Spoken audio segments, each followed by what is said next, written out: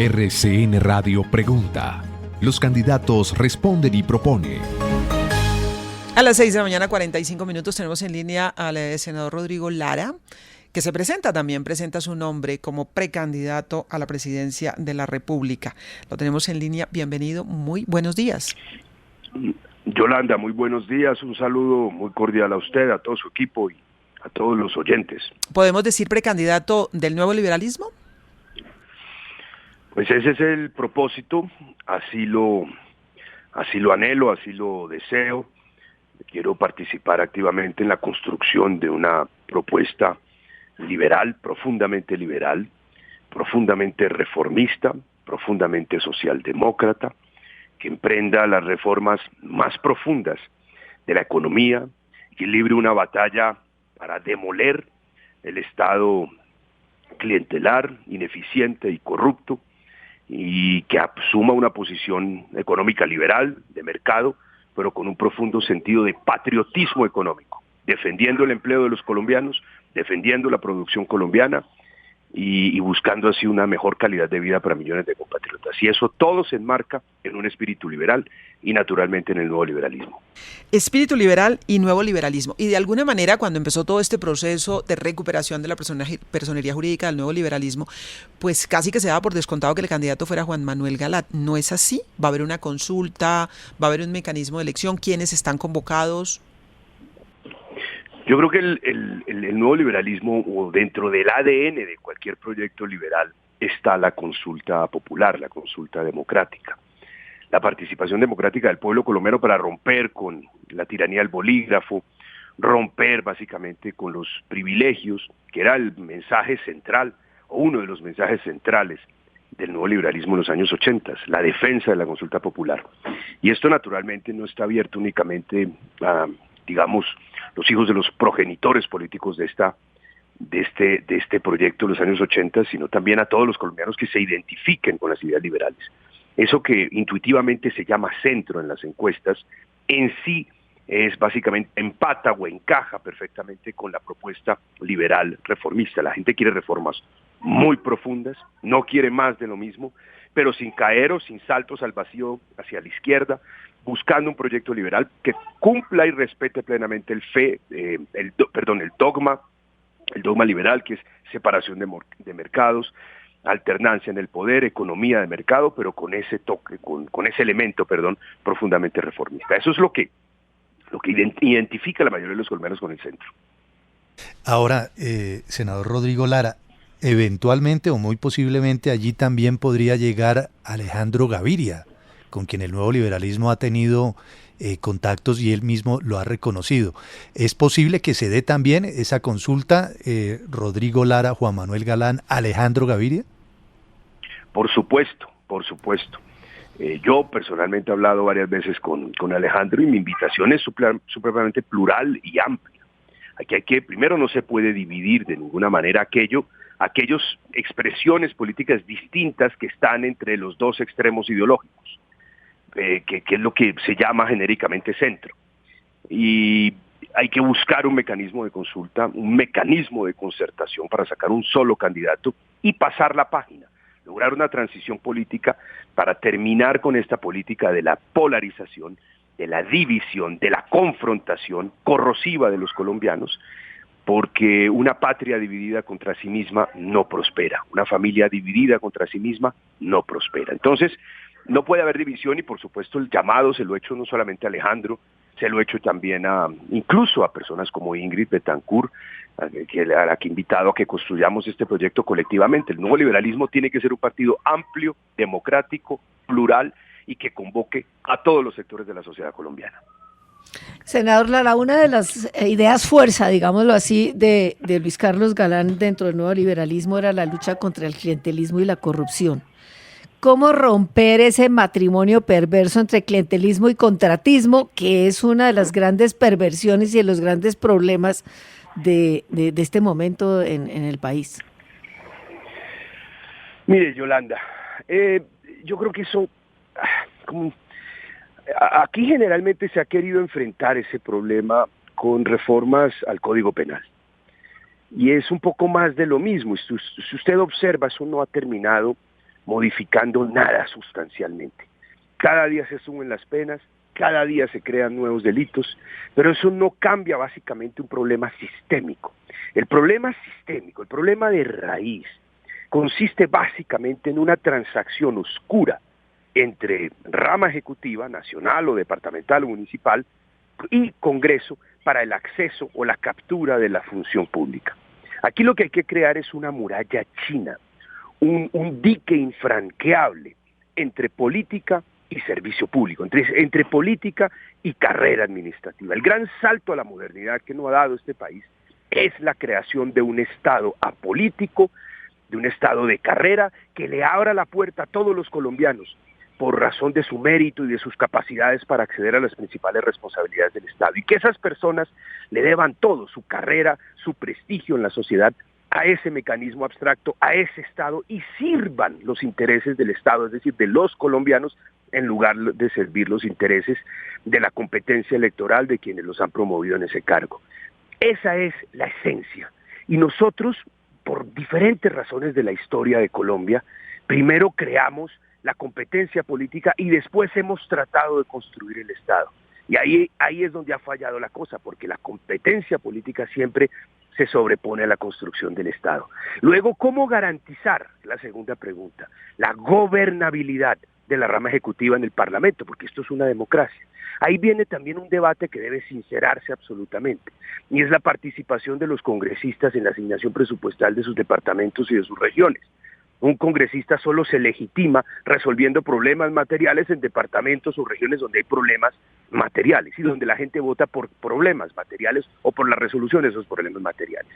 Póngale un foco, pongan eso por encima de la mesa. La oscuridad con que se maneja la asignación de esos presupuestos departamentales es lo que termina pudriendo todo, porque todo lo que no está por fuera, lo que no está bajo el sol, bajo la luz del sol, tiende a podrirse. Entonces yo creo que es un juego de mucha sinceridad y un juego de una gran decisión y una gran voluntad política, que sustraer a la clase política del acceso a las secretarías generales, de los cargos de dirección de infraestructura, por ejemplo, esos cargos tan importantes como lo hemos visto en el cargo del Ministerio de las TICs, que esos cargos claves nunca más estén al alcance de la clase política y solo estén al alcance de los colombianos por su mérito, por su capacidad y por su talento. Pues doctor Rodrigo Lara, quedamos aquí pendientes de la campaña, seguro que volvemos a conversar y veremos qué pasa con todas estas candidaturas, muchos que están lanzándose justamente a hablar del centro. Eso que algunos dicen sí existe, para usted existe, suponemos. El centro es un espacio en sí, es decir, en el centro hay categorías políticas. El esfuerzo de un proyecto político consiste en racionalizar y crear esa categoría. Y una categoría es un conjunto, es una ideología, es un conjunto de valores. En el centro hay diferentes expresiones. Es que el centro es un espacio entre la derecha conservadora y también la derecha populista, que de cierta manera ha dominado la derecha conservadora, y la izquierda esencialmente de matriz marxista. ¿Qué hay entre esa izquierda marxista y esa derecha?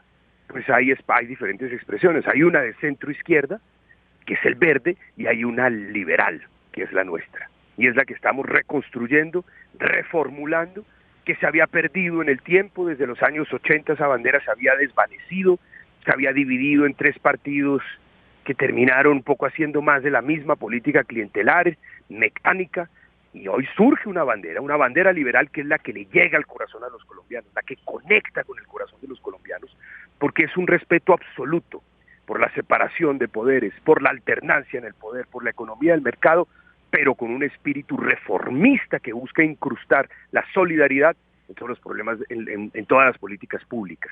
Es decir, es tener en cuenta los problemas de la gente, tener en cuenta los problemas de la persona que lleva su hoja de vida y tiene más de 40 años y no se la reciben, o los problemas de las mujeres a los que no le reciben la hoja de vida porque piensan que va a quedar embarazada.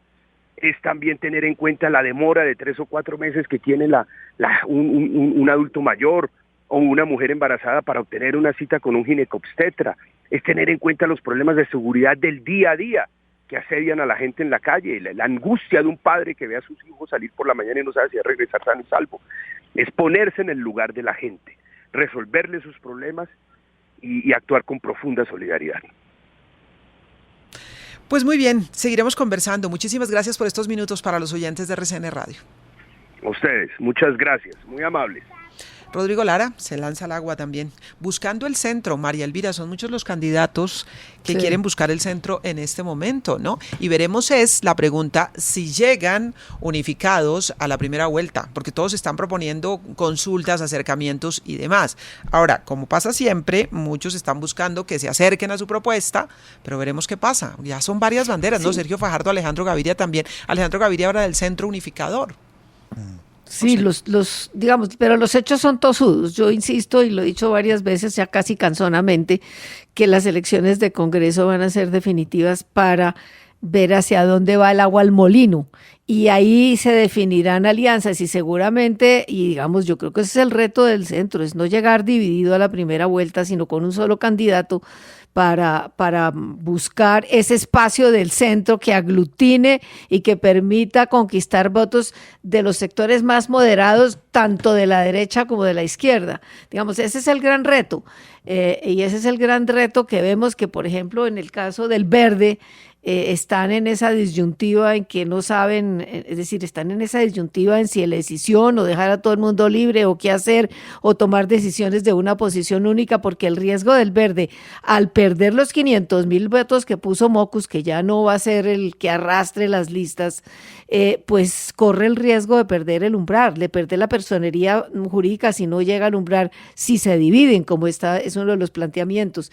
Entonces el centro sí es, digamos, la gran apuesta, pero una apuesta que está llena de obstáculos, y de ahí la importancia de, digamos, de apaciguar los egos y de construir un programa que sea inspirador, que sea convocante y que logre superar los obstáculos que estamos viendo hoy en día. Falta mucho tiempo. Yo digo que en política todo cambia y cada día es distinto, pero insisto, son claves las elecciones de Congreso para ver cómo queda la configuración de fuerzas.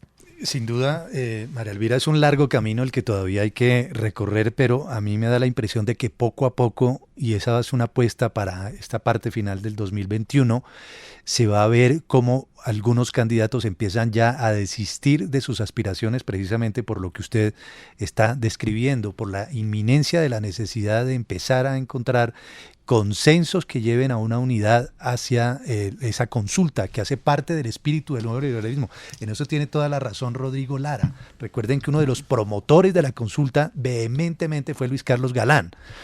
Y aquí vamos a ver qué va a pasar con la Alianza Verde que usted menciona, si se abre camino esa decisión, porque hay unos que evidentemente se quieren ir con el pacto histórico, otros se quieren quedar con la coalición de la esperanza y otros se quieren quedar con Alejandro Gaviria. El escenario de la Alianza Verde es difícil también en este momento por la posibilidad incluso de que no alcancen el umbral, como usted lo ha señalado.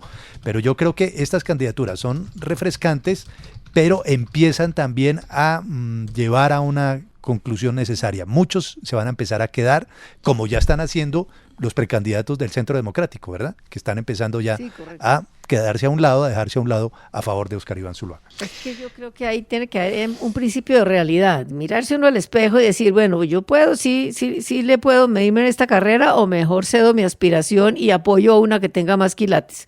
Y ahí juega parte muy importante, pues una visión pragmática y egoísta de cada uno de los que creen que pueden competir. Lo que se trata es de sacar un candidato fuerte, o de yo empezar ahí a pelechar en espacios y sacar un candidato débil. Entonces yo creo que se van como deshojando margaritas, ¿no? Se van cayendo los pétalos a medida que va llegando, y golpe no queda sino el centro con los pistilos. De eso se trata, yo creo. El centro. Llegan más candidatos de centro. Sergio Fajardo, que se ha presentado históricamente como de centro. Llega Alejandro Gaviria, llega ahora Rodrigo Lara, desde el nuevo liberalismo también. Recordemos que en el nuevo liberalismo hay otros precandidatos como Juan Manuel Galán, Coalición de la Esperanza. En fin, se mueve bastante la política. Vamos en segundos a los titulares del día.